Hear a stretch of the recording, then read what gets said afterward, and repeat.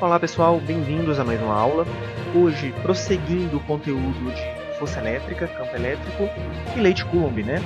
A aula 2 ela foi dividida em duas partes e a solução de exercícios também será dividida em duas partes. A primeira parte só sobre o capítulo 2. Estou trazendo para vocês aqui a solução de exercícios que vocês mesmos pediram que eu fizesse, tá? E para o capítulo 3 também será a mesma coisa, tudo bem?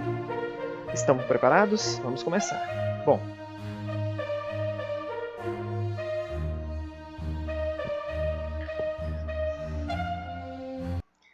primeira questão que vamos resolver é a questão de número 5. Vejam só. Nos vértices de um triângulo retângulo estão colocadas as cargas elétricas pontiformes Q1 igual a 5 microcoulombs, Q2 igual a menos 2 microcoulombs e Q3 igual a menos 5 microcoulombs. Pessoal, micro vale 10 a menos 6, tudo bem? Eu vou substituir isso nos problemas por 10 a menos 6. Tá? Ele me dá a constante eletrostática do meio como K0, 9 vezes 10 a nona. Aí ele pede, letra A, qual é a intensidade da força elétrica agindo entre as cargas? 1 e 2. Letra B, a intensidade da força elétrica das cargas atuando entre as cargas 1 e 3. E a letra C, a intensidade da força elétrica resultante que atua na carga 1. Tudo bem? Bom, então vamos lá. Aqui eu tenho a figura que ele apresenta no problema. Pessoal, de cara eu já digo para vocês, é um triângulo pitagórico. Veja os catetos, 30, 40. Então a hipotenusa vai ser 50. E a hipotenusa é a distância entre a carga 1 e a carga 3. Eu coloquei aqui, pessoal, para a gente poder começar a responder, eu coloquei o diagrama de forças de cada uma das forças agindo em cada uma das cargas. A carga 1 atrai a carga 2 com a força 2,1, que tem o mesmo módulo da força 1,2. Tudo bem? Então vejam que são forças que atuam aos pares, né, em mesma direção, em sentidos opostos, e mesmo módulo.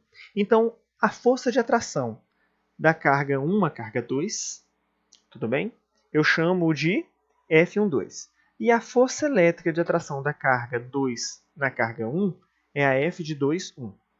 Seguindo o mesmo raciocínio, eu tenho a força de atração entre a carga 1 e a carga 3, que eu represento pela 3,1 ou pela 1,3. Pessoal, novamente, forças de mesma direção, sentidos opostos e mesmo módulo. Se vocês lembrarem na lei de Coulomb, eu tenho o produto das cargas, então o módulo das forças vai ser o mesmo, tá certo? E lá embaixo, entre Q2 e Q3, eu tenho a força de repulsão elétrica entre a carga 2 e 3, tudo bem? Elas têm cargas de mesmo sinal, Q1 e Q3 têm mesmo sinal de carga. Então elas vão se repelir, tá certo? Bem, vamos lá. Aplicando a lei de Coulomb para o primeiro problema, ele pede para nós encontrarmos a interação elétrica, a força de interação elétrica entre a carga 1 e 2. Nós temos o quê?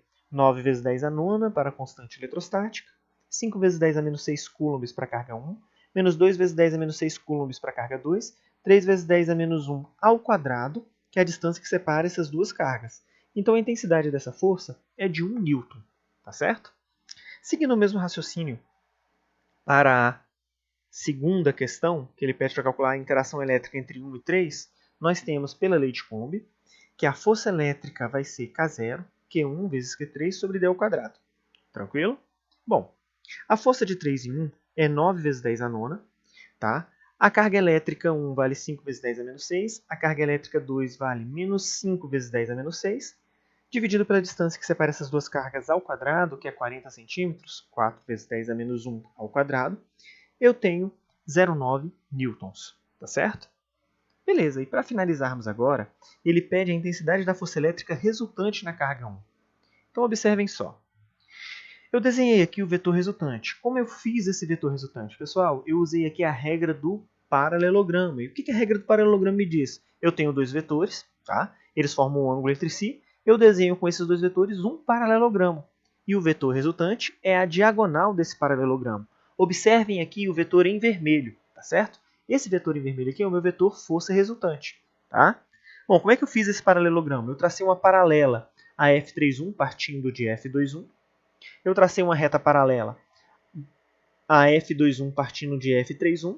E o ponto de intersecção entre as retas paralelas é onde termina o meu vetor resultante. Então eu meço o tamanho da diagonal por meio dessa intersecção dessas duas paralelas. Bom, tá aqui.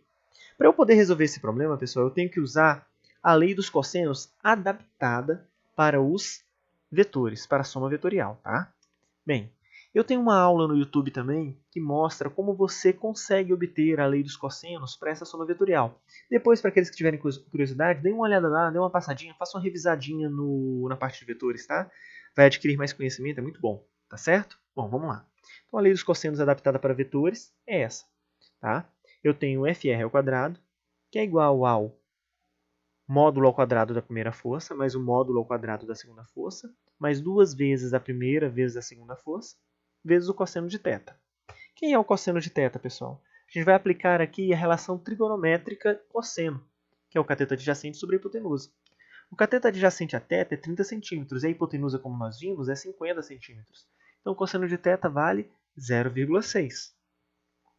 Substituindo tudo na equação da resultante, nós obtemos 1 ao quadrado mais 0,9 ao quadrado, mais 2 vezes 1 vezes 0,9 vezes 0,6.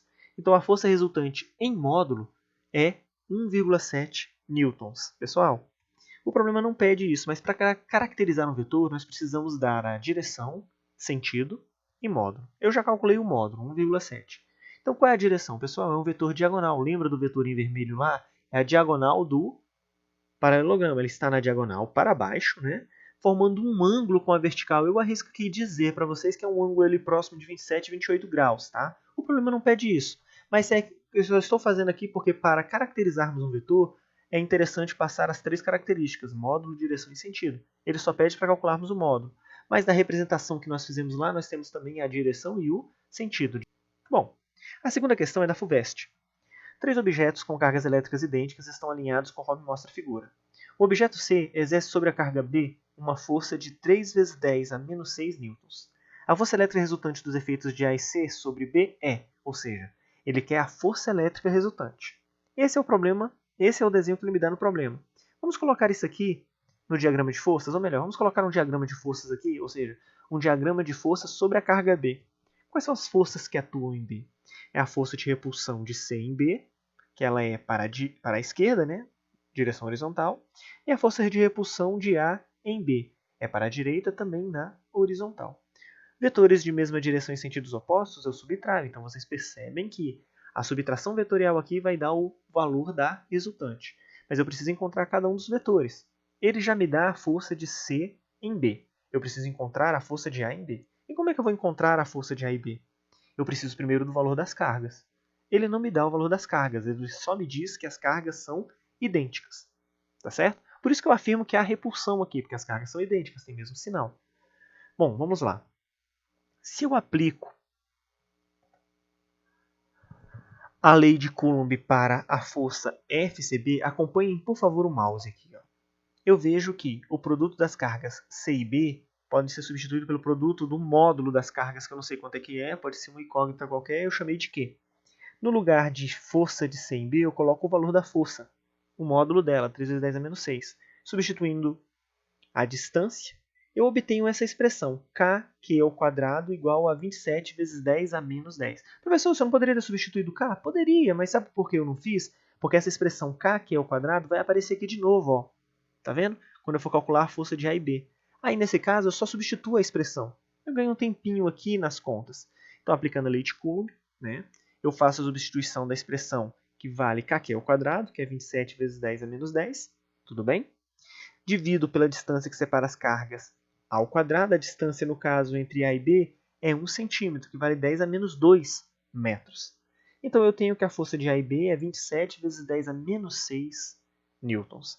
Agora eu vou aplicar o quê? A subtração vetorial. Professor, mas qual o sentido da força resultante? Pessoal, a força resultante sempre vai ter o sentido da força de maior intensidade.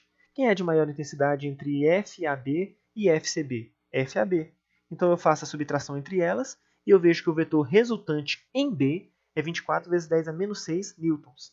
É uma força horizontal, de sentido da esquerda para a direita, tá? Que é o mesmo sentido da maior força, ou seja, da força de maior intensidade. E a alternativa correta da questão é a letra D. Bom, prosseguindo. Uma pequena esfera eletrizada com carga Q igual a mais 10 microcoulombs está no fundo de um tubo cilíndrico vertical feito de material isolante, cujo diâmetro interno corresponde ao da esfera. Outra esfera com massa de 0,2 gramas, de mesmo diâmetro, eletrizada com carga Q de mais 8 nanocoulombs, é abandonada na boca do tubo, cuja lateral apresenta atrito desprezível. Devido à força de repulsão agindo entre as cargas, a esfera largada fica em equilíbrio estável no interior do tubo, sem chocar-se com a outra. Nessas condições, determina a distância h que separa as duas cargas. Aí ele pede para considerarmos a aceleração da gravidade 10 metros por segundo ao quadrado e a constante eletrostática do meio 9 vezes 10 a nona newtons metro quadrado com o meu quadrado. Bom, aqui está a figura. Ao abandonar a carga Q, que é também uma carga positiva, a força de repulsão elétrica entre as duas vai empurrar a carga de prova Qzinho de 8 nanocoulombs para cima. Entretanto, em razão da massa dessa carguinha, a força-peso vai puxar ela para baixo. Para eu ter essa distância h, que separa elas duas, eu preciso do equilíbrio. E no equilíbrio eu sei que a soma das forças tem que ser igual a massa e aceleração. E a aceleração é nula. Então, a força resultante que atua na carguinha Q de 8 nanocoulombs vai ser o quê? Nula. Então, vamos lá. O somatório das forças vai ser igual a zero. Quais são as forças que atuam na carguinha Q? É a força elétrica para cima e o peso para baixo. Forças de mesma direção em sentidos opostos. Então, em módulo, a força elétrica tem que ser igual à força peso. Substituindo, então, a equação da lei de Coulomb para a força elétrica, as cargas que temos ali é a Qzão e a Qzinho, né? E do outro lado eu tenho a massa e a gravidade. A distância que separa entre as cargas, pessoal, é justamente a distância h, tá certo? Então, vejam, no lugar de d ao quadrado, eu coloco h ao quadrado. Bom, substituindo os valores das cargas, o valor da constante eletrostática, e a massa, pessoal, atenção, a massa tem que ser em quilogramas. No sistema internacional, massa é quilogramas. Fazendo os produtos, nós obtemos 7,2 vezes 10 a menos 4 dividido por 2 vezes 10 a menos 3. Tá? Então, a gente fica com h ao quadrado igual a 3,6 vezes 10 a menos 1. Para poder resolver essa questão aqui, eu preciso ajustar a potência para 10 a menos 2, porque extrair a raiz de uma potência é dividir essa potência pelo índice. Tudo bem? Então, eu passo para 36 vezes 10 a menos 2, extraio a raiz quadrada. Então, a distância que separa essas cargas é de 0,6 metros ou 60 centímetros. Tudo bem? Bom, prosseguindo. A questão 9, que me foi pedido também, é o seguinte. Na figura, 3 pequenas esferas eletrizadas A, B e C estão em equilíbrio, no interior de um longo tubo de vidro horizontal, onde não há atrito. Nenhuma das esferas está fixa e o equilíbrio é devido somente à ação das forças elétricas. Nessas condições, determine A. Qual o sinal da carga Qzinho? Então vamos lá, pessoal, olha só. Eu poderia ter duas situações. Eu poderia ter a carga Qzinho sendo positiva ou negativa. Ele me diz que o sistema está em equilíbrio e nada, não há nada prendendo essas cargas dentro desse tubo horizontal de vidro. Ou seja, se elas não se movem nem para a direita nem para a esquerda, é em razão do equilíbrio obtido pelas forças elétricas. Então vamos analisar. Se o meu Qzinho fosse positivo, haveria uma força resultante diferente de zero atuando, olha o mouse, na carga que está em A e na carga que está em C. Ou seja, essas duas cargas que estão em A e B, o mais Q aqui, elas se afastariam. Elas se moveriam uma para a esquerda e a outra para a direita. Não seria possível atingir o equilíbrio, tá certo? Agora, se a minha cargazinha Q for negativa, observem só que eu tenho vetores de mesma direção e sentidos opostos em cada uma das cargas. Aqui é muito mais fácil garantir que será adquirido o quê? O equilíbrio, porque existe a possibilidade da resultante em cada uma das cargas ser quanto? Zero. Tudo bem? Se a força resultante em cada uma das cargas é zero, eu posso garantir que houve o equilíbrio. Tá certo? Então eu escrevi aqui para vocês. Ó, é perceptível que os vetores força, atuando nessa segunda situação onde Q é menor que zero, dão maior condição à manutenção do equilíbrio, uma vez que em todas as cargas, em razão da atração de Qzão e Qzinho e da repulsão entre Qzão e Qzão, os vetores possuem mesma direção em sentidos opostos. Portanto, o equilíbrio somente é possível se a carga Q for negativa. Tranquilo? Bem, agora a letra B ele pede a razão de Qzão sobre Qzinho. Para nós fazermos isso, nós precisamos escolher uma das cargas, a que está em A, a que está em B ou a que está em C. Eu escolhi aqui, pessoal, a que está em C, tudo bem? Quais são as forças que atuam nessa carga? A força que Qzinho age em Qzão e a força que a outra carga que está em A também age na carga que está em C, tá certo? Então, se vocês observarem, a única coisa que vai mudar aqui é que eu entro com o módulo da cargazinha Qzinho de um lado e com o módulo das duas cargas Qzão do outro, mas a distância entre as cargas Qzão mais Q e mais Q, que são as grandes aqui, ó, acompanhe o ponteiro do mouse, por favor, é o dobro, é 2x. Vamos voltar lá na figura só para vocês verem? Olha só. A distância entre Qzinho, acompanhe o ponteiro do mouse aqui, e Qzão, em B e C, é quanto? X. E a distância entre esse Q e esse Q aqui, para me dar essa força em módulo, é 2 vezes x. Tá certo? Beleza. Então, a gente substitui os valores, chega a uma expressão, tá? Posso simplificar o que é igual, e vai sobrar o quê? Módulo de Qzinho sobre 1 igual ao módulo de Qzão sobre 4. Em módulo, a razão dá quanto? 4. Mas nós sabemos que a carga Qzinho tem que ser negativa para se atingir o equilíbrio. Portanto, a razão tem que ser igual a menos 4. Tudo bem? Bom, pessoal, chegamos ao final dessa aula, né? Me aguardem para a próxima parte, né, que vai ser sobre campo elétrico. Já já retornaremos, viu? Valeu!